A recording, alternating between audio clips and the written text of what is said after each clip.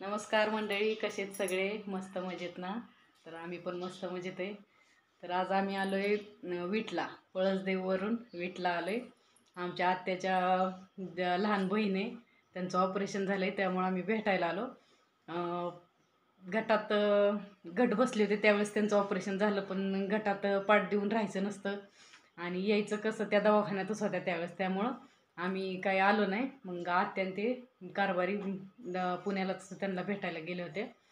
मग आता घरी आणल्यावरती मग आत्या म्हणले की तू आता ये भेटून, त्यामुळे आता आम्ही आलोय. तर ह्या आमच्या आत्याच्या बहीण, त्यांचं ऑपरेशन झालेलं आहे. आता आत्या कसं काय वाटतंय तुम्हाला? छान वाटते. बरं आहे ना आता? हा, बरं आहे. आता व्यवस्थित आहे सारं. हां ना?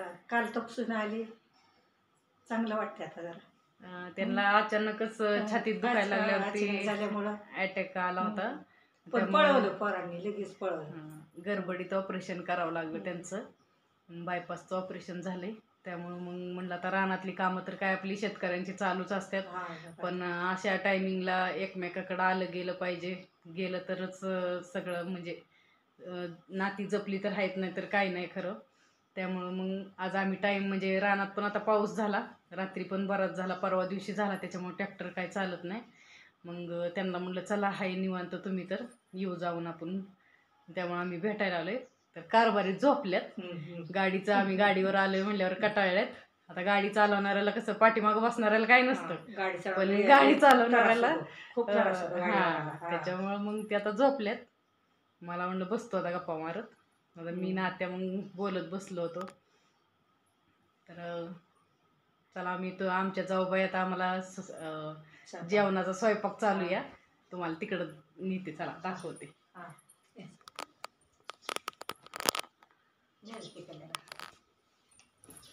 हे असं हॉल आहे, इकडं बाहेर पोर्च आहे त्यांचा.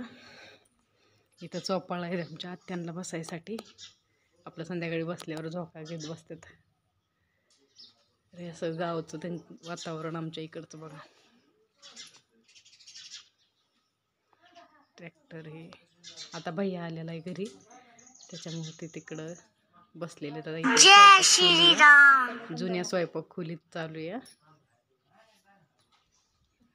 रानातच घर आहे त्यांचं.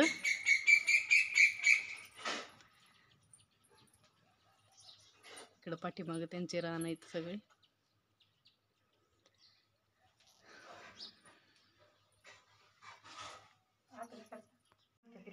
ही एक अशी रूम आहे त्यांची, 2-2 खोल्यांची. बघा, शेतकऱ्यांचा असा पसारा असतो.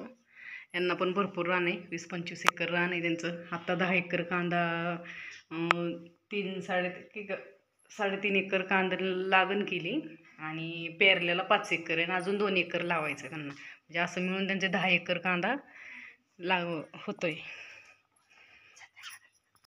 मंडळी, आमच्या मावस दिराच्या रानात आलोय आम्ही. त्यांचा कांदा पेरलेला बघायला आलोय. असा झालाय कांदा, ताईंनी उपटलाय आता घरी न्यायला. एवढी साईज झाली आहे बघून बघून. तर त्यांचं घरचं पेरायचं हे त्याच्या ह्यानी पेरलेलं ते बघायसाठी आलो आम्ही. अवजार आहे म्हणजे चला येऊसा बघून. तर इकडं पण लागण झाली. किती एकर झाली लागण? 3 एकर झाली. 3 एकराची लागण झाली. आणि इकडं ही 4 एकर पेरलेला आहे. 4 एकर 4.5 एकर आहे. मस्त आता काय म्हणलं हजारांनी कसं कांदा ह्याला काय ही वळतावा जडमुडदाड वजन बी गावते तसंच. अजून 4 लाखाचं कांदा झालं. 45 दिलता जागेवर. एवढेच तुकडे एवढंच होतं. ती वेगळी पद्धत आहे जागेवर द्यायचं. जागे आमचं ती वजनच उचलीत अजिबात. ती कोरोनात गवलेत ना वजन उचलीत नाही. जुगारासारखा खेळ ह्याचा. ती बी काय केलं, इरबळ काटलं संध्याकाळी घरी नेलं टायलीनी. माणसं नेतात का नाही, पारधी हिंडत होत आली. जेसीपी ट्रॅक्टर घेऊन इथं आली ती झोपायला. आम्ही नाही ठेवीत. कोणाचं काय मनात कोणाच काय सांगावा, कोणाच्या मनात.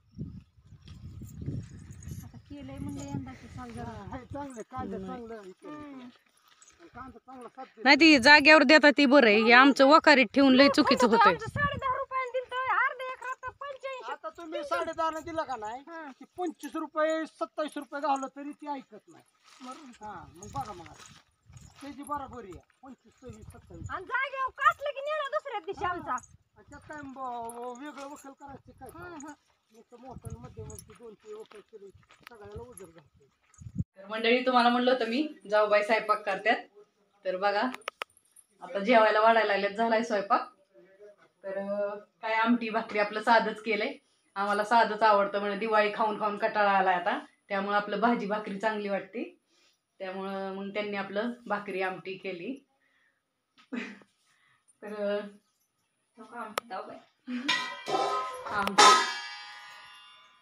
आपलं गावाकडचं साधं जेवण भारी वाटतं. त्याच्यामुळे आपलं आमटी भाकरीने पोट भरतं, तेच भारी वाटतं. काय आधी काय केलं काय घेवडे शेंगळे चपाती आमटी, घेवडे शेंग, चपात्या, लाडू करंजी तर खायचा कंटाळा आलाय आता. ही स्वयंपाक खोली त्यांची आणि तिकडं आपला बंगला बांधलाय नंतर ना त्यांनी. दाखवते तुम्हाला बाहेर. कारभारी बसल्यात तिथं गप्पा मारत मावशी बरोबर. त्यांना आता झोप झाली म्हणल्यावर ते आता जरा हे झालेत. मग कारभारी झाली का झोप? बघा कसे बसलेत निवांत. हा मावशी बरोबर गप्पा मारत बसलेत. आता झोपायला काय शिनून आल्या तुला काय बसली गाडी माग आणि पोर माझं गेलं ताटून. मला शिकवा म्हटलं, गाडी तर शिकवत नाहीत, मग मी काय करणार? मला शिकवल्यावर मी नसते का तू तर चालवली? मग ठेवायचीच नाही गाडी घरी, जाताना एक जणांनी घेतली असती. सारखी जाची उरुळीला की लगे 15ला की बघा कसं आहे. मग गाडी शिकवायची नाही का? त्यामुळे गाडी शिकवायला नाही नाही नाही बरे शिकवत. असं कल्याण गाडी बघा. शिकवली का तिला? बरे आपलं हा, बरी पण आपली माझा आर्यन शिकायला लागला आता गाडी, त्यामुळे माझं पोरग मला शिकवणार गाडी. का नाही मंडळी? तुझं शिकून ते काय कारभाऱ्यांनी नाही शिकवलं तरी माझं पोरग बरं, शिकवलं. शिकून दे. काय पण अडचण शिकवल्यावर फायदा झाला असता का नाही मंडळी? जाताना त्यांनी घेतली असती, येताना मी घेतली आता असती. येते गाडी मग काय पप्पा बघा कशी गाडी चालते त्याला लय आनंद होतोय चालवायला.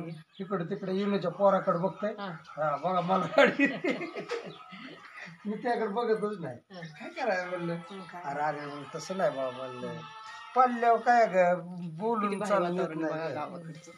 चला जाऊ बाई जेवायला वाटतात. आज जेवण करायचं आणि 5 वाजता निघायचं. चला बाय.